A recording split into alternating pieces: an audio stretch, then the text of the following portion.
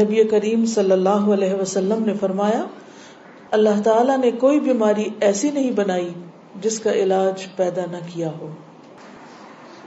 کچھ چیزوں میں یقینی شفا ہے جن میں نمبر 1 شہد ہے، ہنی.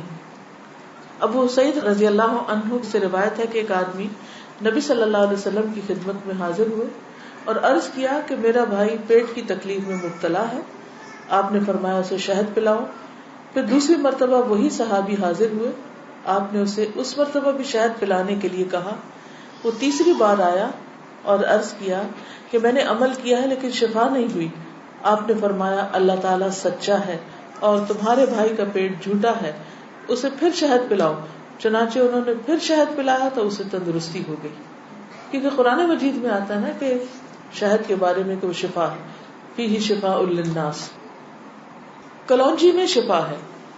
نبی صلی اللہ علیہ وسلم نے فرمایا سیاہ دانوں میں ہر بیماری سے شفا ہے سوائے موت کے. عجوہ کھجور، رسول اللہ صلی اللہ علیہ وسلم نے فرمایا عجوہ جنت کے پھلوں میں سے اور اس میں زہر سے شفا. یعنی اگر آپ سمجھتے کہ آپ کے جسم میں آپ کو بلڈ پوائزنس ہو گیا ہے یا ویسے آپ کے اندر بہت ٹاکسنز ہو گئے ہیں تو اس صورت میں بھی آپ اس سے فائدہ اٹھا سکتے ہیں. نبی صلی اللہ علیہ وسلم نے فرمایا جو شخص روزانہ چند عجوہ کھجوریں کھا لیا کرے اسے اس دن رات تک زہر اور جادو نقصان نہیں پہنچا سکیں گے. بعض جگہ 7 کھجوروں کا ذکر ہے اور بعض اس میں چند دانوں کا ذکر ہے. تو اگر افورڈ کر سکے تو 1 دانہ ہی روز کھا لیں، 3 کھا لیں، 5 کھا لیں، 7 کھا لیں. لیکن یہ ہے کہ ایسے شخص کو اگر کوئی زہر بھی دے یا اس کو کوئی جادو کی کوشش کرے تو اثر نہیں ہوگا. اسی طرح برنی کھجور کی قسم ہے. رسول اللہ صلی اللہ علیہ وسلم نے فرمایا سب سے بہترین کھجور برنی ہے، وہ بیماری کو دور کرتی ہے اور خود اس میں کوئی بیماری نہیں ہے، یعنی شفا کا ذریعہ ہے. پھر زمزم. ابو جمرہ کہتے ہیں کہ میں ابن عباس رضی اللہ عنہ سے لوگوں کے بے قابو ہجوم کو دور رکھتا تھا. ابن عباس ایک اسکالر تھے، مفسر قرآن. تو لوگ ہجوم کر دیتے تھے ان پر، لیکن کچھ عرصہ نہ جا سکا.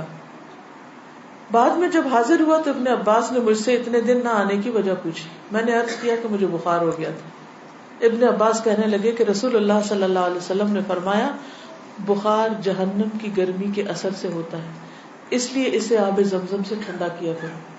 یعنی بخار کے مریض کو آب زمزم پلائیں بھی، ماتھے پہ پٹیاں بھی کریں، چھڑکاؤ بھی کریں، کسی بھی طریقے سے اس کو ٹھنڈا کریں زمزم کے ساتھ.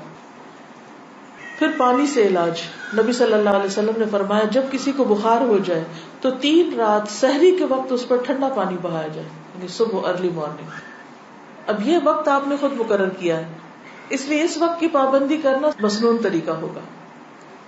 بعض اوقات لوگ خود سے خود ایسی چیزیں اپنے لیے لازم کر لیتے ہیں، وہ ٹھیک نہیں. پھر ہے گائے کا دودھ. عبداللہ سے روایت ہے کہ رسول اللہ صلی اللہ علیہ وسلم نے فرمایا اللہ تعالیٰ نے بڑھاپے کے علاوہ ہر بیماری کا علاج نازل کیا ہے. گائے کا دودھ لازمی طور پر استعمال کیا کرو کیونکہ یہ ہر قسم کا درخت چرتی ہے. یعنی جو جانور مختلف درخت چرتے ہیں پھر ان کے دودھ کے اندر اس کا اثر آ جاتا ہے. وہ ایک طرح سے ان کے دودھ میں بہت ساری میڈیسنز خود بخود شامل ہو جاتی ہیں. حجامہ کے ذریعے علاج. ابن عباس بیان کرتے ہیں نبی صلی اللہ علیہ وسلم نے فرمایا بہترین دن جس میں تمہیں سینگی لگوانی چاہیے وہ چاند کا 17واں 19واں اور 21واں دن ہے. معراج کی رات فرشتوں کے جس گروہ کے پاس سے بھی میں گزرا اس نے یہی کہا اے محمد صلی اللہ علیہ وسلم سینگی لگوانے کا اہتمام ضرور کرنا، یعنی حجامہ ضرور کروانا. فرشتوں کی ہر جماعت نے آپ کو یہی مشورہ دیا. انس رضی اللہ عنہ کہتے ہیں کہ رسول اللہ صلی اللہ علیہ وسلم نے فرمایا جب تم میں سے کسی کا خون بھڑکنے لگے، یعنی بلڈ پریشر ہو جائے، بی پی ہائی ہو جائے، تو وہ سینگی لگوائے، کیونکہ خون کے جوش مارنے سے آدمی کی موت واقع ہو سکتی ہے. یعنی بعض اوقات بی پی کے ہائی ہونے سے انسان مر سکتا ہے. پھر کھمبی کے پانی میں شفا ہے. کھمبی جو من کی ایک قسم ہے جس کو یہ کہتے ہیں مشروم، اور اس کا پانی آنکھ کی دوا ہے. عود ہندی میں شفا ہے. ام قیس سے مروی ہے کہ میں اپنے ایک لڑکے کو لے کر حضور صلی اللہ علیہ وسلم کی خدمت میں حاضر ہوئی. میں نے اس کی ناک میں بتی ڈالی تھی، اس کا حلق دبایا تھا، چونکہ اس کو گلے کی بیماری ہو گئی تھی. آپ نے فرمایا تم اپنے بچوں کو انگلی سے حلق دبا کر کیوں تکلیف دیتی ہو؟ یہ عود ہندی لو، اس میں 7 بیماریوں کی شفا ہے. ان میں سے ایک ذات الجنب، پسلی کا برم یعنی کہ نمونیا. اگر حلق کی بیماری ہو تو اس کو ناک میں ڈالو، اگر ذات الجنب ہو تو حلق میں ڈالو. یعنی بعض چیزیں ناک کے راستے بھی ٹپکائی جا سکتی، بعض گلے میں ڈالی جا سکتی. جنگلی بکری کے گوشت میں شفا، ہنٹنگ کا جو گوشت ہے نا. انس بن مالک سے روایت ہے کہ رسول اللہ صلی اللہ علیہ وسلم نے فرمایا ارق النساء سے شفا حاصل کرنے کے لیے جنگلی بکری کے ران کے اوپر والے کمر سے متصل حصے کو پگھلایا جائے، پھر اسے 3 حصوں میں تقسیم کیا جائے اور مریض نہار منہ 3 دن یعنی ہر روز ایک حصہ پیے. یعنی اس کو سوپ بنایا جائے، پگھلایا جیسے مراد یہ کہ اس کو بالکل اس کو ملیدہ بنا لیا جائے. کون سے حصے کو؟ ران کے اوپر کے حصے کو.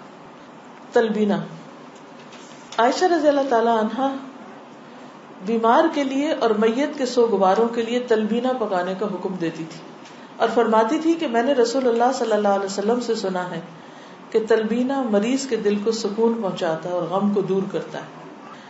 مہندی، سلمہ ام رافع جو رسول اللہ صلی اللہ علیہ وسلم کی آزاد کردہ باندی ہیں فرماتی ہیں کہ نبی صلی اللہ علیہ وسلم کو زخم ہوتا یا کانٹا چبھتا تو آپ اس جگہ مہندی لگاتے.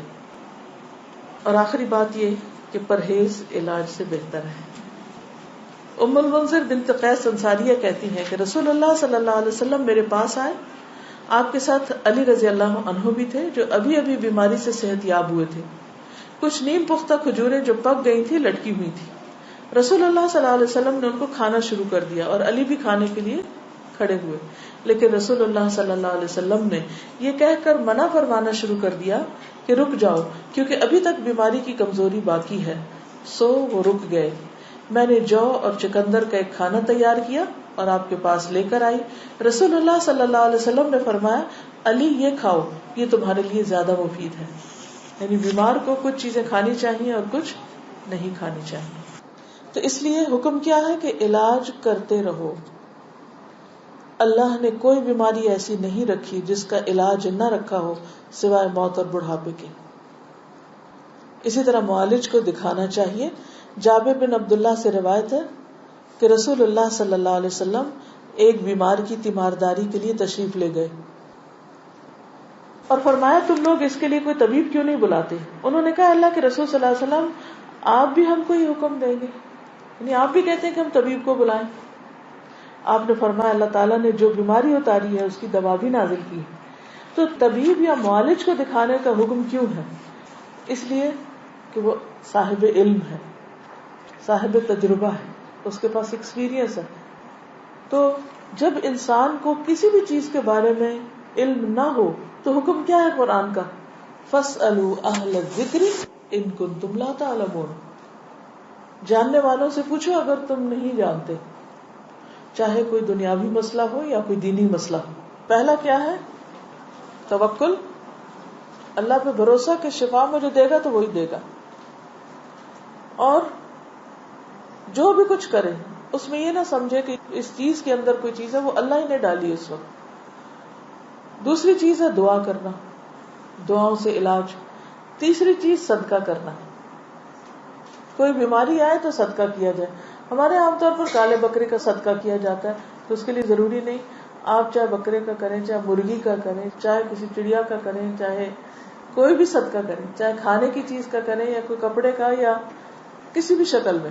حضرت حسن بصری سے روایت ہے کہ رسول اللہ صلی اللہ علیہ وسلم نے فرمایا داؤ مرضاکم بالصدقہ، اپنے مریضوں کا علاج صدقہ کے ذریعے کیا کرو. یعنی آپ کو کوئی تکلیف ہوئی فوراً جا کے صدقہ نکال دیں. تیسری چیز کتاب اللہ سے علاج، یعنی قرآن مجید شفا ہے. اور یہ کہاں سے پتہ چلتا ہے؟ خود قرآن مجید سے ہی پتہ چلتا ہے. وَنُنَزِّلُ مِنَ الْقُرْآنِ مَا هُوَ شِفَاءٌ وَرَحْمَةٌ لِّلْمُؤْمِنِينَ وَلَا يَزِيدُ الظَّالِمِينَ إِلَّا خَسَارًا. اور ہم قرآن میں جو کچھ نازل کرتے ہیں وہ مومنوں کے لیے تو شفا ہے اور رحمت ہے، مگر ظالموں کے خسارے میں ہی اضافہ کرتا ہے. تو قرآن مجید میں جو کچھ ہے وہ سارے کا سارا شفا ہے.